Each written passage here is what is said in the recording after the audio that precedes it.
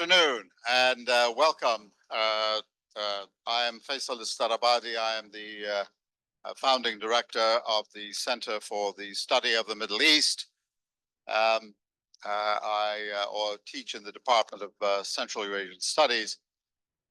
It's a real pleasure for me to welcome Sanaa Alsarghali to Indiana University, as it happens for the second time. I first met Dr. Sanaa. You may know in Arabic we use first names with titles, not the last name. I met her last year because my center runs, along with the Center for Constitutional Democracy, an annual symposium roundtable for women, Arab women constitutional court judges. Last year, we had 4 of the 8 women constitutional court judges in MENA, Middle East and North Africa, here in Bloomington. That's when we first invited Dr. Sanaa to Bloomington to participate. And then this year, we had 6 of the 11 Arab women constitutional court judges. And perhaps some of you were in the room they met with last year, as they did this year with the Arabic flagship students. We also, I think, had a couple of students from the Russian flagship. So, but here we are. So let me, I'm vamping a bit to see if we're getting any more people coming in. We've got a couple of people coming in. I know there's one more because my wife should be on her way. But there she is. Perfect. So let me again welcome Dr. Sanaa to Bloomington. Dr. Sanaa Alsarghali is the holder of the UNESCO Chair on Human Rights, Democracy, and Peace at An-Najah University in the West Bank, and is the co-founder of the Constitutional Studies Center, where she is the director. She received her PhD from Lancaster University in the United Kingdom and was the first Palestinian woman to obtain a PhD in constitutional law. Since 2019, she has served in the Palestinian Constitution Drafting Committee. I should say there are, correct me if I'm wrong, no women on the Palestinian Constitutional Court. Is that correct? So we might be looking, hopefully, at maybe the first woman in the future to sit on the Palestinian Constitutional Court. In any event, she's served on in the Palestinian, since 2019, she has served in the Palestinian Constitution Drafting Committee. She also serves as the chair of the NGO Women, Media and Development. Dr. Alsarghali has received many awards and research fellowships. Her research focus is on constitutional issues and the constitution-making process in Palestine. Please welcome Dr. Sanaa Alsarghali. Pleasure to welcome.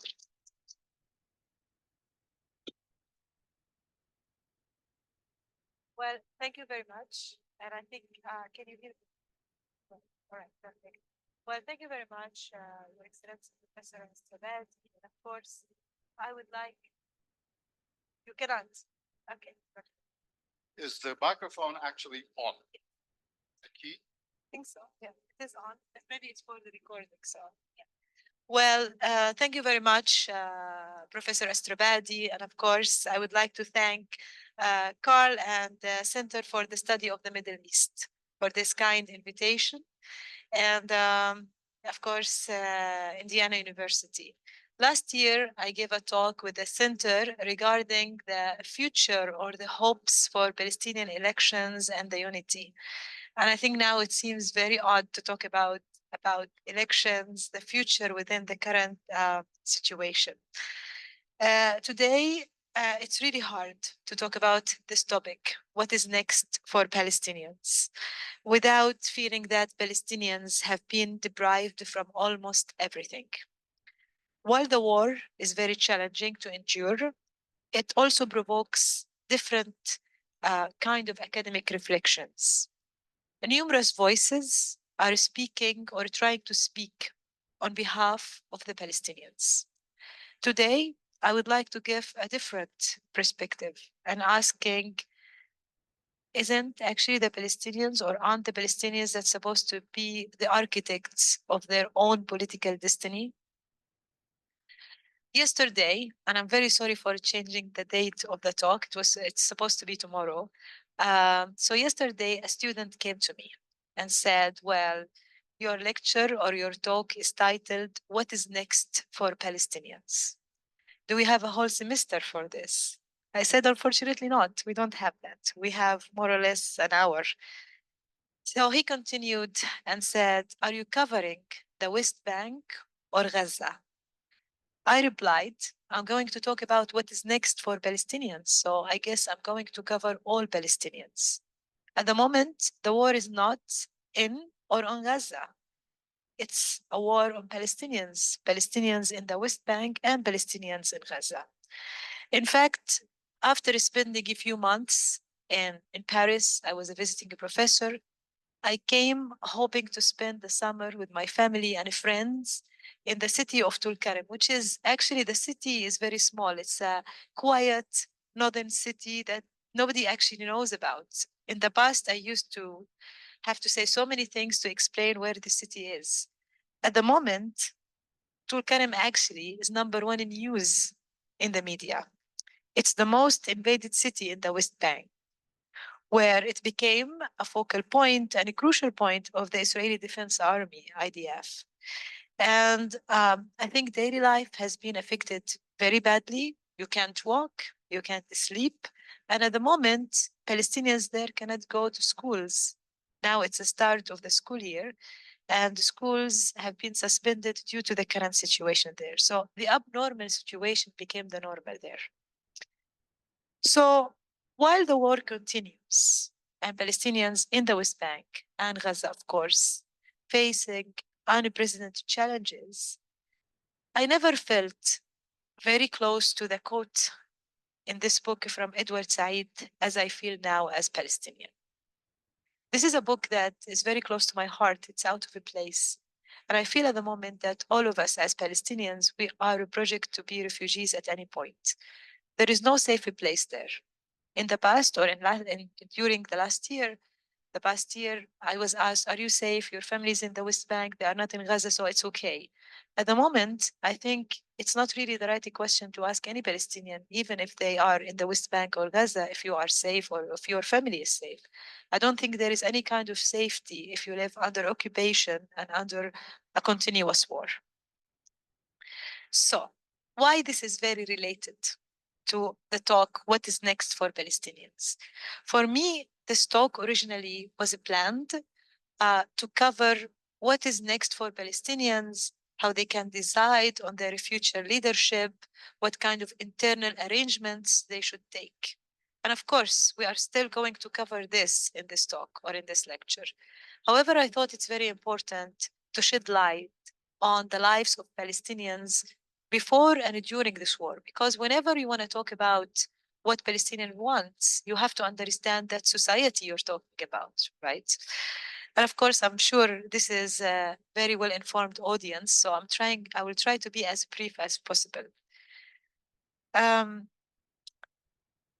So I think when we start discussing what is next for Palestinian, even in the academic writings, it was quite odd to discuss how it's important to strengthen Palestinian institutions, how it's very important for Palestinians internally to have this discussion, to talk about unity, to talk about strengthening Palestinian institutions, and to discuss that because the international discourse is discussing the two-state solution as if it's the magical solution, as having a Palestinian state that's it, that is the solution. But the question is, what is left from the Palestinian state? What is left from the 1967 borders, right? So, and now when we are discussing the Palestinian state, there are different aspects about this discussion. First of all, now we can see that what everybody anticipated in the past, which is the collapse of the Palestinian Authority that everybody used to talk about, it could be a reality at the moment, while there is Israeli revenue cuts and the devastating impact of this war on the Palestinian economy. So in order to understand what is next for Palestinians, we have to understand what does it really mean to talk about two-state solution. So governance and sovereignty within the Palestinian context has always been a very complex idea. Initially, as many of you know, there is the Palestinian or the Palestine Liberation Organization, which is the PLO, that was established to represent all Palestinians. It doesn't matter if you're in the West Bank, in Gaza, in the diaspora. The Palestine Liberation Organization, the PLO, was supposed to be and is supposed to be and is still the umbrella of all Palestinians. While after Oslo Accords, there was the creation of the Palestinian Authority that was supposed to serve Palestinians inside the Palestinian territory in the West Bank and Gaza and East Jerusalem until the full establishment of the state. However, if we now look 31 years back, we can realize that Oslo Accords was never really intended to take the Palestinians into a statehood path. At the time of Oslo Accords, it was kind of like it served two things. Palestinians or the PLO at the time, which signed the accords, were thinking of the survival because it was the collapse of the Soviet Union, etc. They were trapped at the time. While Israel at the time was thinking of its own security, how to secure itself by having such accords. So you can see that there are two different goals and they cannot meet. And unfortunately, this is the reality. So since the Oslo Accords of the mid-1990s, the functioning of the Palestinian Authority, which is the body that could be created, was not really the major concern for any international actors, especially the US. However, since October 7, the US officials have requested that Palestinian Authority reform or the Palestinian Authority to reform its institution and have advocated for the two-state solution as a step towards preparing Palestinians for the day after. But this is kind of merely talks because in April 2024, the US, which long positions itself as the guardian of the two-state solution, vetoed a United Nations Security Council resolution aimed at recognizing the Palestinian state. This is the first thing. Secondly, the US was really interested in strengthening Palestinian institution at the time, and we can see now why. So throughout the past peace negotiations, Israel has worked to establish what we can actually call the one-state reality. The one-state reality has actually changed the landscape of the 1967 borders by having more illegal settlements, frequent military actions, and the extensive network of checkpoints in the West Bank, which basically controls Palestinians' lives. Don't take this from me. Let's listen together to the ICJ ruling about the situation in the West Bank and in Gaza, or in general about Palestine. It was a landmark case for the 15 judges of the International Court of Justice. With 52 countries participating, it is one of the largest the court had ever to decide on. They had to rule on the legal consequences of Israel's 57-year-long occupation of the West Bank, Gaza, and East Jerusalem, and the impact it has on the Palestinian population. This is a different case than the one South Africa filed against Israel for committing genocide in Gaza. In this advisory opinion, most of the judges agreed Israel's occupation has become a permanent annexation and therefore violates international laws. With respect to the policies and practices of Israel referred to in question A, which were found to be unlawful, Israel has an obligation to put an end to those unlawful acts. In this respect, Israel must immediately cease all new settlement activity. Israel also has an obligation to repeal all legislation and measures creating or maintaining the unlawful situation, including those which discriminate against the Palestinian people. The court says Israel is imposing systematic discrimination mounting to apartheid on the Palestinian people. Its policies of encouraging more than 700,000 settlers to live in the occupied territories is in breach of international law. The court comes to the conclusion that Israel's policies and practices, including the maintenance and expansion of settlements, the construction of associated infrastructure and the wall, the exploitation of natural resources, the proclamation of Jerusalem as Israel's capital, the court considered that these policies and practices amount to annexation of large parts of the occupied Palestinian territory. The court also said that all UN member states and international organizations have an obligation under international law to stop enabling the illegal occupation. A Palestinian delegation at the So I think it's very clear that there is an attempt to create one state reality. And for somebody who lives there, the checkpoints that used to be there already are becoming more and more every day. But is 1967 border shrinking the only sad reality or the only reality on the ground?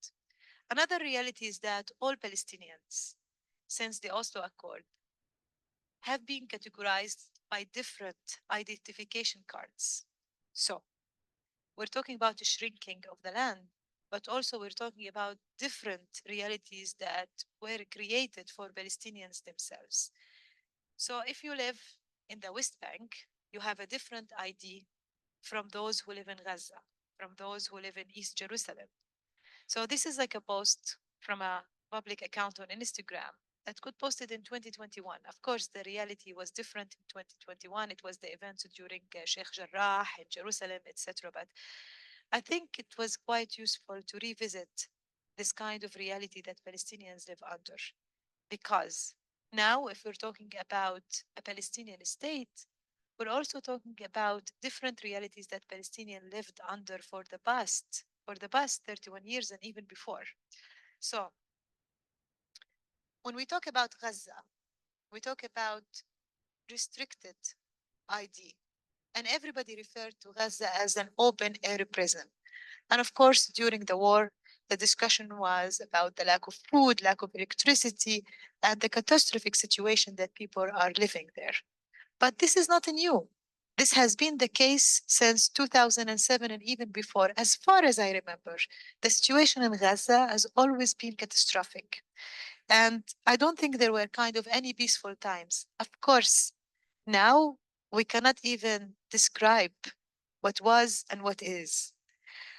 I remember, and this is very important, as somebody who holds a green ID from the West Bank, I never really visited Gaza. I was not even allowed to go to Gaza. In order to go there, you have to issue a permission. And as many of Palestinians like myself, academics, we were denied to go to Gaza for various security reasons, and of course, without any kind of justification. So I think for us as academics, we were extremely delighted when Zoom and Teams became a thing in 2020 during the pandemic. Everybody was extremely sad, but that was the only way to connect with Palestinian academics in Gaza. It's quite bizarre to be here in Indiana or to travel around the world to give talks and participate in workshops, but the only place we could not really have any kind of like physical interaction with the students was Gaza.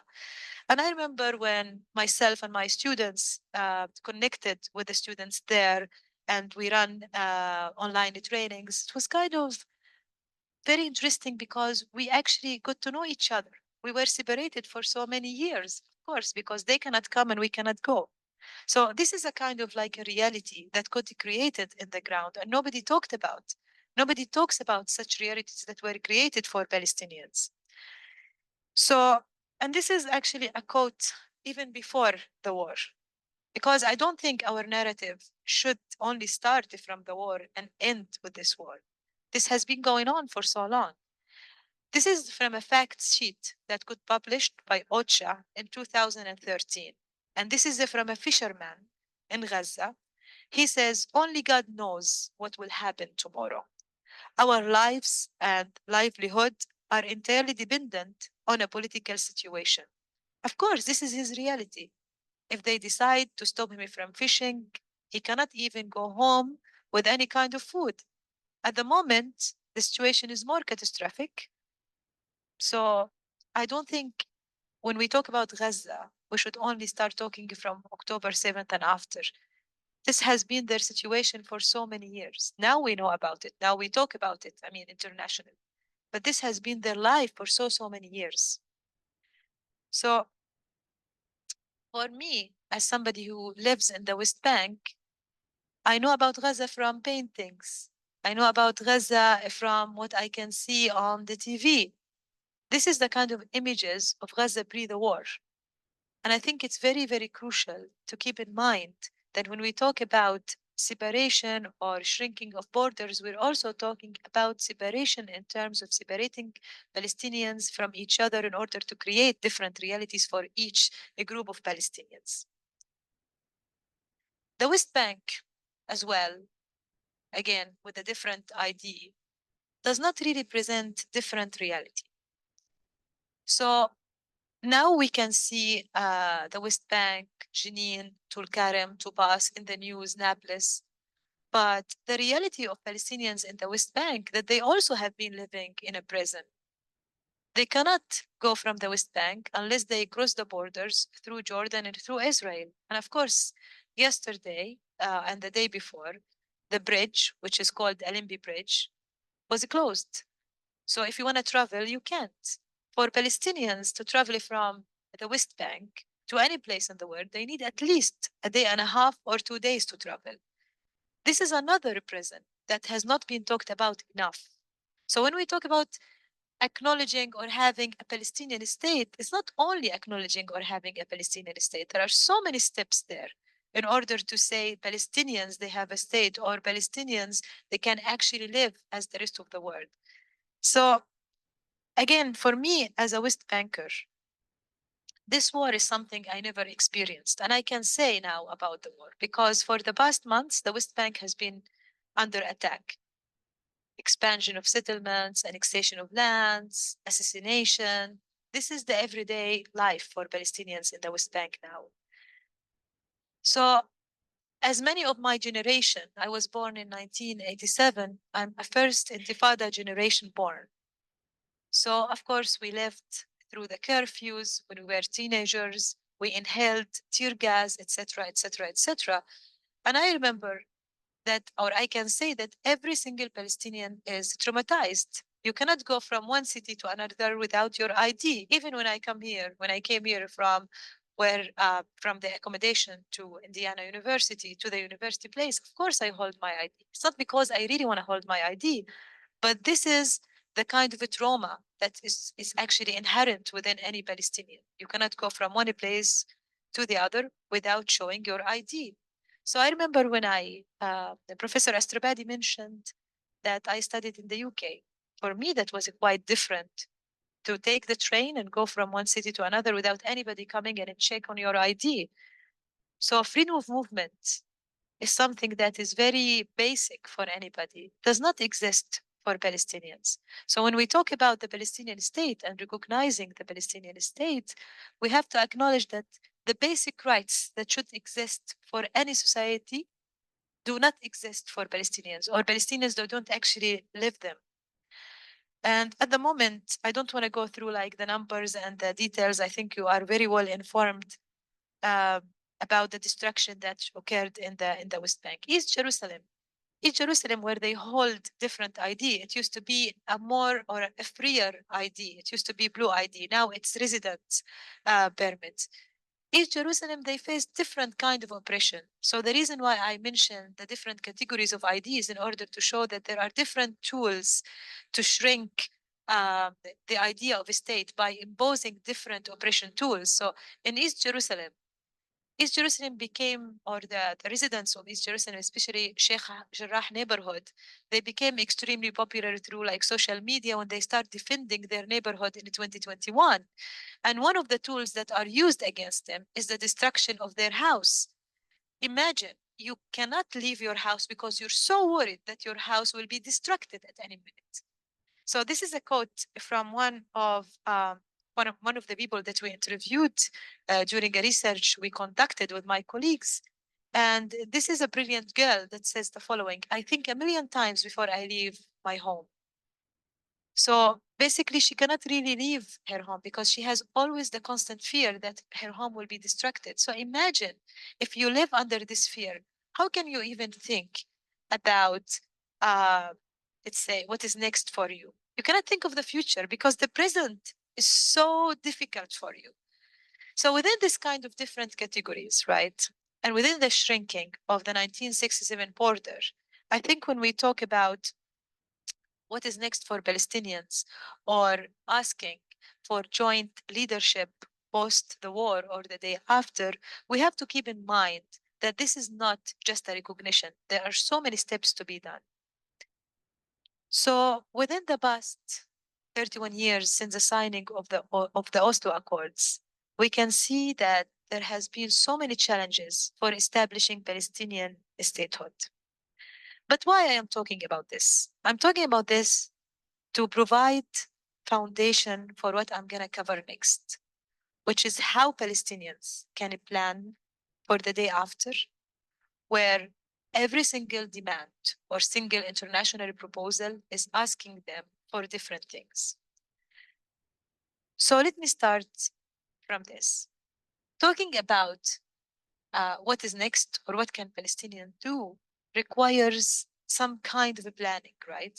But unfortunately, since the second intifada, the second uprising of 2000, 2002, everything regarding Palestinian institutions were imposed upon the Palestinians. So after the second intifada, there was what is called the Roadmap Agreement. And it was a peace agreement imposed by the US administration, by Bush administration at the time. And the idea was to add a prime minister position to the current position of the president, which is at the time was late President Arafat, in order to weaken his leadership. So this position or this kind of like addition to the Palestinian political system kind of weakened Palestinian institutions, making a competition between two heads of the executive at the time. And this kind of system that now we can see France is suffering from forming a government is already complicated and problematic for systems that is already like has a long democratic foundation, has different political parties, etc., etc. So imagine in a young place like Palestine, right? So this kind of situation became very clear when Hamas won the elections in 2006 and when Ismail Haniyeh became the prime minister. Of course, there was a rejection from the international community, rejection from Israel itself on the election of Palestinians for Hamas. And the clash occurred, 2007 events occurred, and the separation between the West Bank and Gaza occurred. So now, after all these years, the US proposal for the Palestinians to reform the Palestinian Authority is through empowering a prime minister. That was the proposal a few months ago. So imagine it's the same plan that was imposed in 2003, but the society is different now. The society in 2003 did not even experience what having a prime minister means. Now they experienced what a prime minister means, what a government means, and they are quite not ready for this kind of a change. So we can see that everything is working against the Palestinians themselves. And of course, there is the Palestinian division. That's something that we cannot deny between different political parties of how they envision the next steps would be. So, what is next for Palestinians? What can Palestinians do? I would say, and this is now because I don't want to read it, I want to tell you exactly what is actually what could be done. What is next for Palestinians is very, very hard question because at the moment, most of the proposals on the table are not Palestinian proposals. There is still a small window for Palestinians to give their own proposal. But this requires planning, this requires unity, and requires so many things.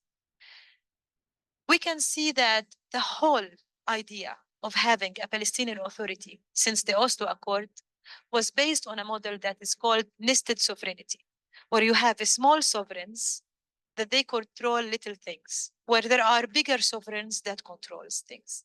How? For example, we have the West Bank that is administrated by the Palestinian Authority. Then you have Gaza after 2007 that is controlled by Hamas. But in the situation of Gaza, for example, you have Hamas, then you have the control of Israel and Egypt equally on the borders. This is the kind of model that was planned for the Palestinians to function on.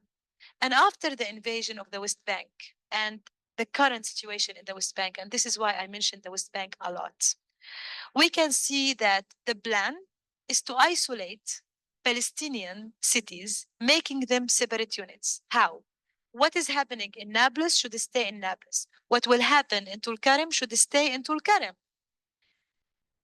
In 2021, this is why we discussed elections last year when I was here before the war, there was a call for Palestinian elections to call for having a new Palestinian Legislative Council, presidential elections, etc., etc. And the elections got postponed in 2021 due to various reasons. One of the reasons was kind of Israel not allowing Palestinians in East Jerusalem to vote.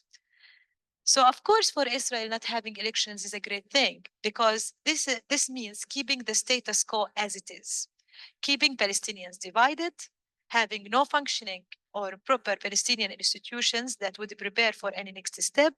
And we can see that the holy plan is to shift Palestinians who live in Gaza to Sinai. And now Palestinians in the West Bank, if you follow the news, you can see Palestinians who live in certain camps in Tulkarem, in Nablus, etc., is to actually empty the camps from them, to send them I don't know where. But the idea is to have separate units, no united leadership. So what can Palestinians do about this? What kind of steps should be done? And this is where actually not the very interesting talk comes in, which is the constitutional and the legal talk. I think it's very important for Palestinians to try to find the unity. And that means everybody. Hamas cannot be excluded from the next stage. It's impossible to exclude Hamas. However, if Hamas wants to be part of the government or not, that's up to Hamas. But I don't think any Palestinian political party or faction should be excluded from the next step of planning. And a national unity conversation should be there in order to try to set the principles on what kind of Palestinian state Palestinians themselves want. Palestinian society before the war is very different from Palestinian society now. And I'm sure it will be different after the war. There are so many changes that happened. As I said, Palestinians who would accept without even discussing a prime minister position or a US proposal, now there are conversations within the Palestinian society about why are we accepting everything that the US is putting on the table. So this is something that was not that much discussed in the past. In addition, talking about the next steps, I don't think Palestinians should think of who should come next in terms of leadership. And this is something that the West tried so much, international actors tried so much to talk about.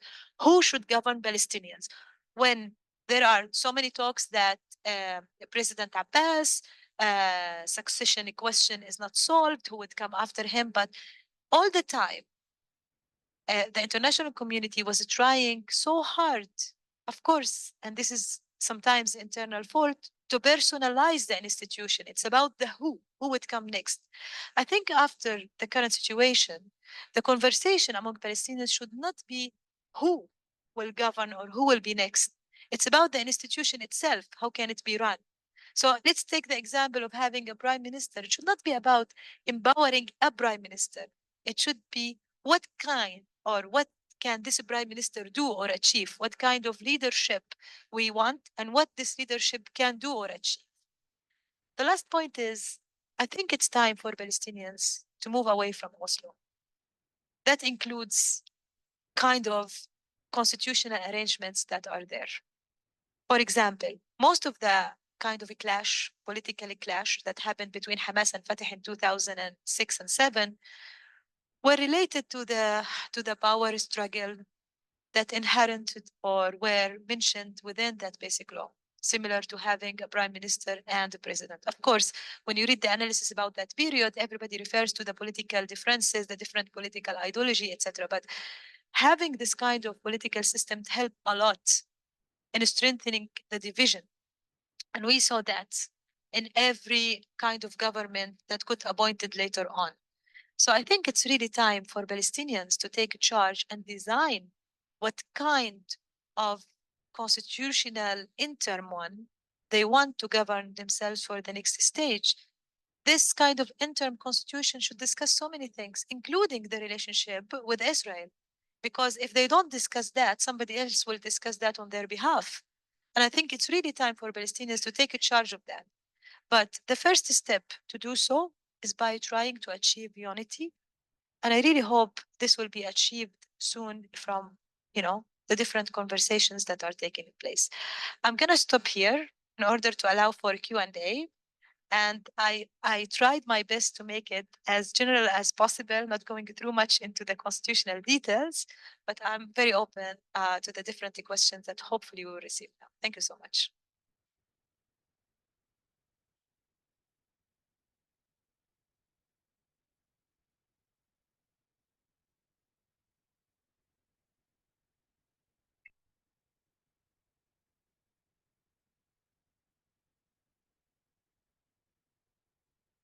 Uh, yeah. Okay.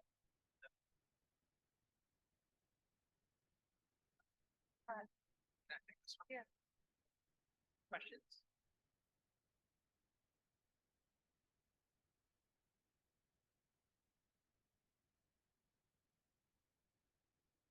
Hello, my name is Samir Prakash. I'm a grad student here. Fantastic talk, by the way, learned a lot. I was kind of hoping you could go into more detail regarding what the Palestinian Authority in the West Bank versus Hamas and Gaza's vision is for the Palestinian future, where they differ and where potentially there could be compromise between the two should a Palestinian state become possible. Because I didn't know the audience, I have to say. I didn't know. Yeah, I didn't know who will be in the audience. Maybe I can just. No, because I was not quite sure about the audience, how much they know or they don't know about the internal Palestinian politics. So of course, I would be happy to cover that. Shall we? Okay, shall I answer your question? Then we go for the next one. So basically, at the moment, as you know, most of the proposals are for having joint leadership or a leadership that will govern the West Bank and Gaza. And every international proposal is about having the Palestinian Authority being in charge of that. And I think even recently, the president issued a presidential decree asking the executive committee, the PLO executive committee, to form, let's say, a commission to go to Gaza. And one of the things is to have a constitutional declaration where they can actually unite Gaza and the West Bank. So I think for the Palestinian Authority, the idea is to have to rule Gaza and the West Bank, right? This is now the idea. I think in the past it was not. I think in 2006 there was a kind of moment where they gave away Gaza, which I think that was the biggest mistake. I think that was clearly the biggest mistake at the time. So for the moment, I think they are envisioning having a government that will be running both. The question is, which is now very ironic, what is left in Gaza to govern? That's like another thing for us to ask. We see everything on the news, etc., but honestly, what is left? What is left? Nobody knows on the ground what the situation is like. For Hamas, I think at the moment, Hamas is not really thinking of being a government for Gaza or the West Bank. I think at the moment, Hamas is thinking of its own survival, right? Because we can see that there are so many interference. I think also in terms of the mediators slowly are giving up on the situation. So what does Hamas envision the situation would be in the future? Will they govern or not? I don't think they will ever want to govern again. And I don't think they should be governing, but they should not be excluded. That's the point I was trying to make. Even if there will be a united government, I don't think we should be like, okay, this is a united government, but Hamas should not be part of it. I think it's up to Hamas to decide or not. It's up to the Palestinians to decide or not. But if you ask me, I don't think Hamas should be part of that government. Maybe there will be a way for a unity government in the sense that Hamas and Fatah would sit, of course, with other factions and sit, and maybe Hamas would agree on certain people that they would be in the government. But themselves, I don't think it's a good idea to be. But again, it's really up to them to decide because they are part of the political fabric. You cannot exclude them, right? So, yeah.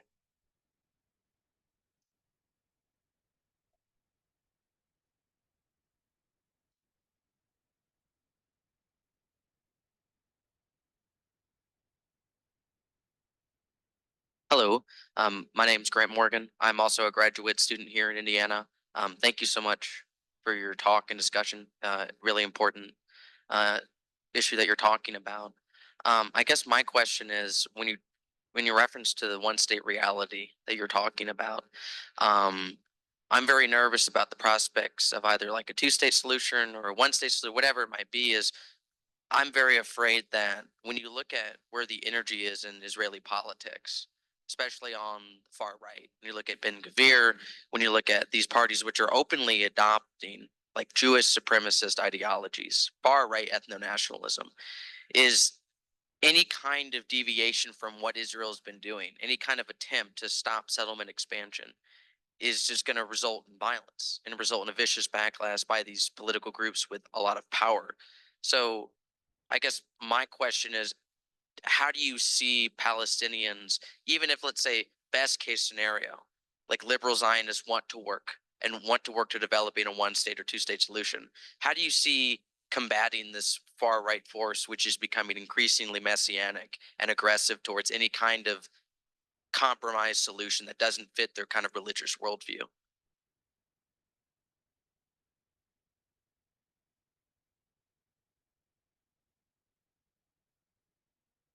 All right. No, thank you so much for this question.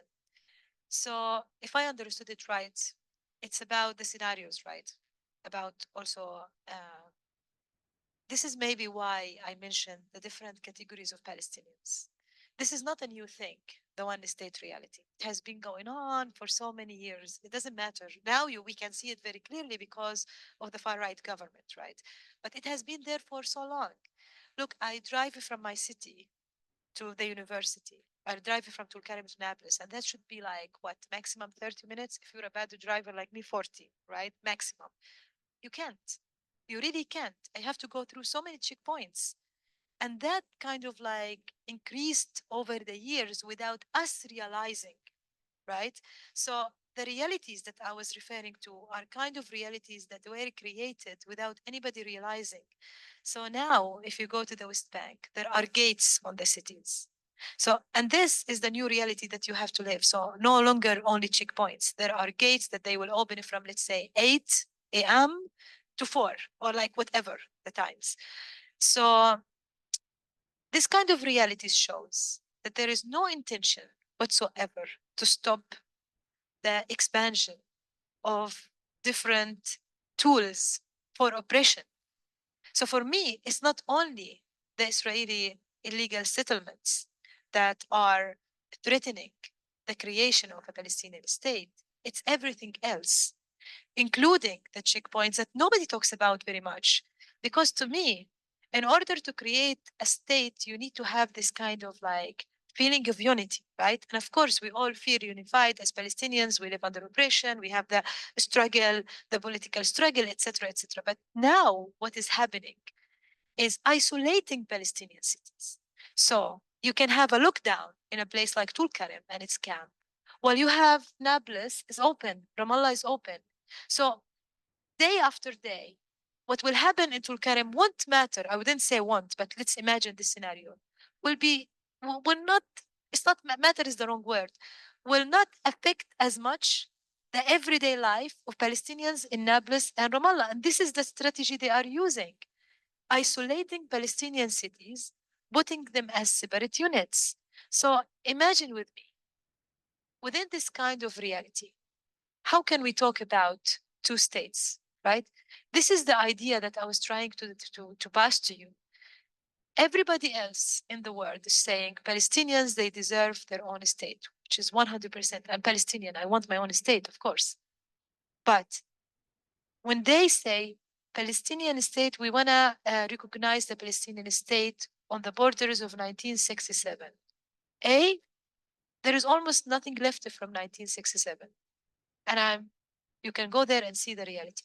Secondly, when you recognize a state, you should not only recognize the states, there are steps for this state to become a reality. At the moment, the Palestinian state is only on paper, right? And going back to your question, at the moment, there are different, I would say, three bodies within the Palestinian internal politics. There is the Palestine Liberation Organization, which is the umbrella.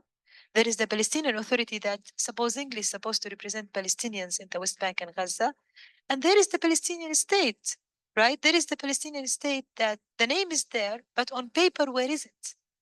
And I think this is the kind of a crucial thing that, yes, Palestinians have to think internally on how to solve this and try to achieve it, but everything else is not helping to achieve it, including this one state reality that is beyond any kind of internal discussion. Yes, we can sit and create a meeting and say we'll have a national government and we will have a unity and we'll have a conversation. But if within this kind of meeting, a tank comes, an Israeli tank comes and invade that meeting, what is left from that meeting? This is why I was trying to also say that sovereignty, right, and governance in Palestine is very complex topic. They come hand in hand, right? Because you cannot talk about state and sovereignty and governance under occupation and war without realizing that this is not normal situation. And I'm not quite sure what the future is like. This is why I'm saying everybody talks about the day after. But the present day is very terrifying, that you worry that the day after will never come. And I worry when the day after even comes, what is left for Palestinians is so little that can hardly, not even create a state, create a city. Okay? I'm going to try and use this. Can you hear me?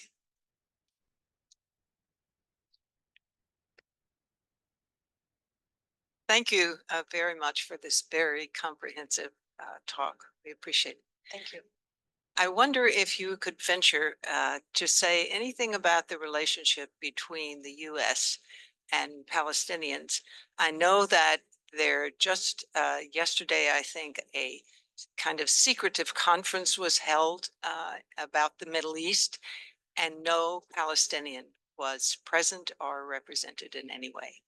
So I wonder if you see any connections, any hope to either work with the U.S. or not work with the U.S. Thank you very much.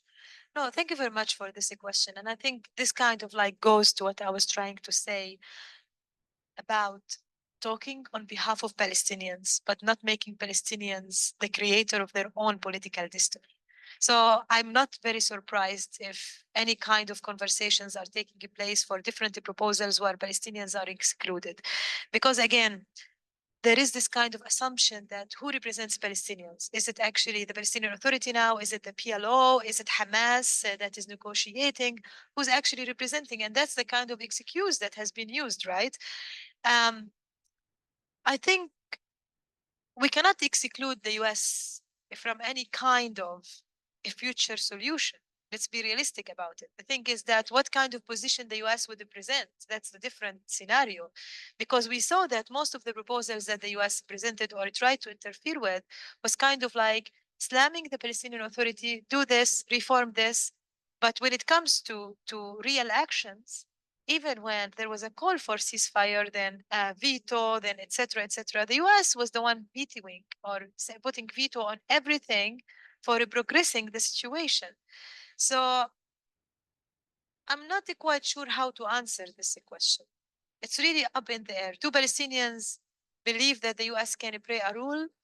I think at the moment, Palestinians, they really want to have some kind of stopping of the war because they cannot really take it anymore.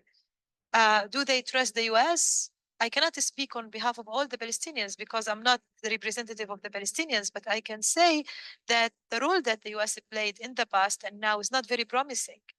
But in order to be realistic, you cannot exclude it. So it's really up to the next president of the US. And I don't know what kind of the foreign policy does not really change much to see what they can do with the situation in the West Bank and Gaza and Palestine in general, because I think it's not only affecting Palestine, it's affecting the whole region. The whole region is boiling.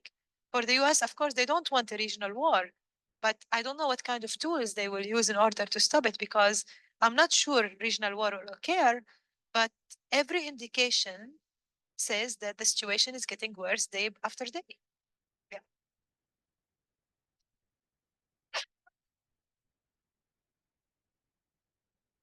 My name is Shrikar Vasan. I'm a freshman here at IU. I just want to say I'm glad I was able to make it here today. I enjoyed your talk. I had a question over you're talking about how Palestinians should be the ones who make the choices, who make their own destiny. What do you think the role of the diaspora, the many Palestinians who are not in the greater Middle East, what do you think their role will be in shaping Palestine for the future? Okay, no, thank you. This is an excellent question, right? And I think Palestinians in the diaspora, they still play a major role, right? And their role was very clear during the recent events. I think Palestinians in the diaspora, some of them, of course, they became, let's say, citizens of different countries, or some of them, they're still refugees in different countries. But what we saw, especially during the students' protests that were led by Palestinians in the diaspora, some of them, that they play a major role in educating people about the Palestinian cause. In addition, of course, to the other like students who support the cause, not because, and I don't think the students' protests were merely about Palestine. They were about refusing injustice, apartheid, and occupation, etc. So they were standing with what actually the situation means to them. So I think there is a rule for the Palestinians in the diaspora in that aspect, let's say in the student, or let's say in the younger generation level. The diaspora has always been there in terms if they were kind of like financially capable in supporting let's say certain things in Palestine, educational institutions. So they've always been present. But of course, we cannot neglect that there are so many Palestinians in the diaspora, especially the ones who live in refugee camps, that they live in a very, very sad conditions. So those are the ones that we have to think of what can be done to them later, right? So I think the question of the diaspora goes two ways. There is the Palestinian diaspora that supports Palestinian cause, and they play and still play a very major part. But there are the ones that are kind of like overlooked in the countries that hosting them. And these are the ones that I fear, if no Palestine left, what will happen to them, right? So yeah. No. Hi, I'm Jonah. I'm a freshman here at IU. And you brought up how Palestine needs to become more unified, have a more unified government. And my question about that is what after that should, or do you think that the Palestinians should take in order to have more international recognition and in order to be able to tackle this difficult conflict? I mean, what kind of, sorry, I missed the last. Yeah. So after Palestine is more unified and has more, unity within the region, what should Palestinians do, or what is this next step that should be taken in order to address the conflict and have more international recognition, or to be able to govern themselves or have their own state? Well, there are various steps, as I was referring to. I think it's very important for having a Palestinian unity between Palestinian factions. And the steps to achieve that are quite crucial. So, for example, it's very important for Palestinians factions to sit together to decide what kind of steps they need to do, what kind of principles they want this future Palestine to be built on. And one of them, as I say in my writings, which I was not quite sure if it's for the audience to address it, for this audience to address it, is one of the tools used is to have an interim constitution where you can address all the previous past mistakes and try to build this future state on it. In terms of that, that's internally. And of course, this can be done not by the factions themselves, by involving academics, civil society, and of course, representatives from the diaspora, because this kind of like concerns them as well. But in terms of how they can bring this kind of awareness internationally, I think what we saw is that there are so many things to be done. First of all, we live in an era where there is censorship on the Palestinian context and the Palestinian story, disinformation, lack of information sometimes. So I think one of the steps to keep this going, to keep the situation alive, is to try to build, let's say, bridges with different groups around the world, right? In order to build bridges and in order to keep spreading and try to deliver the other aspect of the Palestinian narrative, because we assume now after this war or during this war that people know, but there are so many people that they don't know what is happening. So I don't think this is just like a stop or a year or 2 years. I think there are like responsibility, of course, to keep this narrative alive, to keep talking about the Palestinian cause, because injustice is not about a war that is now and it will be over with a deal or ceasefire. It's about injustice that a whole population has been under for more than 76 years. So I think there is, of course, responsibility on the Palestinians, and of course, not the Palestinians, upon everybody that feels injustice is wrong to keep talking about this. So there is the internal steps and the constitutional steps and the legal steps that Palestinians themselves should do, and the international steps by building collaborations, connections, etc., etc. For example, you may underestimate your presence in this lecture today, but for me, this is very important. It's about listening to Palestinian academics. You know, in the past, or I don't know, whenever I used to be invited, people were shocked that Palestinians can actually look like them or give talks like this or be able to discuss. So I think this is kind of like you assume that people know, but they don't. So I think even the little things, we should not underestimate it. Even, let's say, spreading knowledge about Palestinian culture is very important. I don't think just talking about the political situation is enough or what is needed. At the end of the day, we're talking about humans like us. We're talking about people that living in injustice and living in very bad conditions. But at the same time, Palestinians among them are artists, musicians, etc. So don't underestimate if you, for example, go to a musical, or if Palestinians create movies. For me, this is even more stronger message than talking about politics, because you can show that they are like you. They deserve to live their life similar to the others. So that's the political aspect. There is the cultural aspect. And in terms of the international institutions and what they can play, I still believe in international law, regardless. I still believe in it. And I still believe it's a very important tool. International institutions failed the Palestinian cause, maybe. But still there is hope. And I think when we talk about the ICJ or we talk about the UN, even if we are not very, let's say, happy with what the UN has been doing, I don't think we should give up on international institutions. On the contrary, we should keep working on them to reach to that point that maybe international law will have a weight in a place like Palestine. Yeah.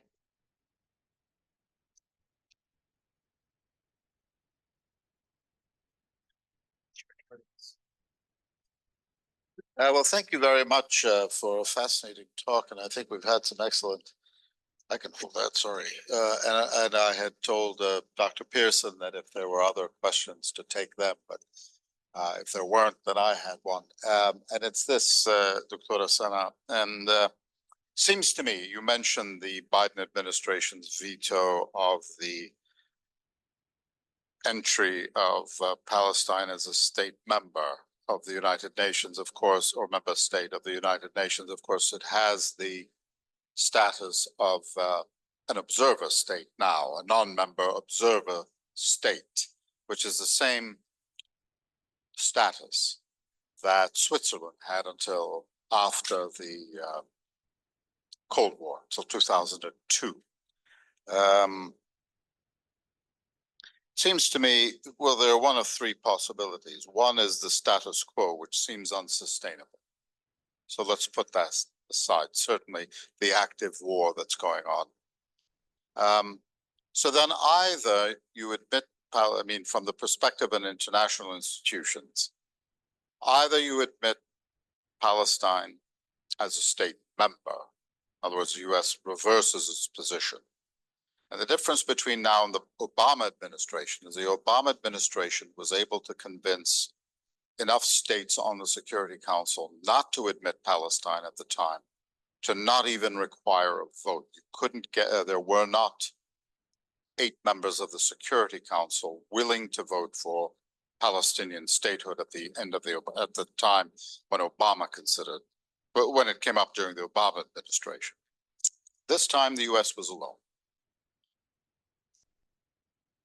So either we admit Palestine as a state, in which event it has the rights of a state, at least in theory, but it also has the obligations of a state. And that's one state of affairs. And that at least is what we were told, the whole Oslo process, which has been going on since I was a young man, and you were barely born, till now. The other alternative is, you said, give up on Oslo. That could include giving up on the 2 states and advocating for a single binational state, which isn't coming anytime soon. But then again, if you're cynical enough, it seems to me neither is this 2-state solution that we call it. Where do you stand on that issue? It's a question, which I don't think it's an easy one, actually, because, no, it's a good one. But I have to say, this is why you asked me where I stand. And this is why it was very important for me to mention the different realities that got created for Palestinians, right? So I'm a West Banker. I live in the West Bank. People in Gaza or Gazans, they live in Gaza. You have East Jerusalem Palestinians. Then, of course, you have the ones who live in Israel that usually they refer to them as the Arabs of 1948, right? So, of course, for me, as Palestinians who live in the West Bank, it's very terrifying to live in one state, right? Because of the separation wall. I grew up on this kind of separation. Of course, I see the army. Of course, I see the army on the checkpoints, etc., etc., etc. But you're talking about one state where Palestinians and Israeli can live in peace and harmony, right? First of all, I think Palestinians deserve their own state. There should be no question about that. Secondly, I think after this war, this is why it was very important when I was telling you what is next to understand the society. And this is something that has to be, we are in academic environment, so a research should be conducted about what are the desires for Palestinians now, post the war or during the war, and will be post the war, because the society is very different. When I was in the street, of course, there are ones in my generation that are so scared to go when there is like a tank or etc. etc. The younger generation, for them, this abnormal will be the normal. So I don't think it's fair to say, is it going to be okay to have one state and this one state will take time? The question is, who wants the one state now? Can Israelis live side by side in one state next to the Palestinians and the Palestinians live next to the Israelis after all this? This is a question we should ask ourselves. It's not a question asked out of hatred or anything. It's a question that should be asked in a fair way. There are so many things that occurred and happened. Can they live side by side where it's okay to go? In addition, the Palestinian workers, which is a different topic that used to work inside Israel, right? And most of the economy is devastated for them because they cannot go, they cannot grant permissions to go and work inside Israel. Can they go and work again? Do they feel safe to be next to Israelis again? Can the Israelis feel safe? It's kind of like a question that should be asked for both sides. So to me, I never really had any doubt that the 2-state solution should be there. and a two-state solution should exist. But it should be two-state where there is no external sovereignty, as I mentioned. The whole model of the two-state was created on the fact that we will have Palestinians governing themselves in these kind of areas, right? But still, they will be controlled. So it's kind of like a sovereign inside the big sovereign, etc., etc. This is what I was trying to say. This will never work because this is not actually functional. So the idea, if you're talking about a state, then you're talking about a state where Palestinians themselves can enjoy free movement, can enjoy governing themselves. But the question is, will this kind of situation ever happen? Now I don't see it because of the reality on the ground. This is why I'm saying, of course, recognizing a Palestinian state means that there will be obligation for this state and there will be responsibilities on this state. But this is what I'm saying. The Palestinian state is only on paper because, let's be realistic. What is the economy of this state? What is the economy is like for this state? Israel is controlling everything. They cut the revenues. Palestinians are out of salaries for so many years. But again, Palestinian Authority relies very much on international donation, on international fund. There is the Paris Protocol that got signed following Oslo that kind of controls everything economically for Palestinians.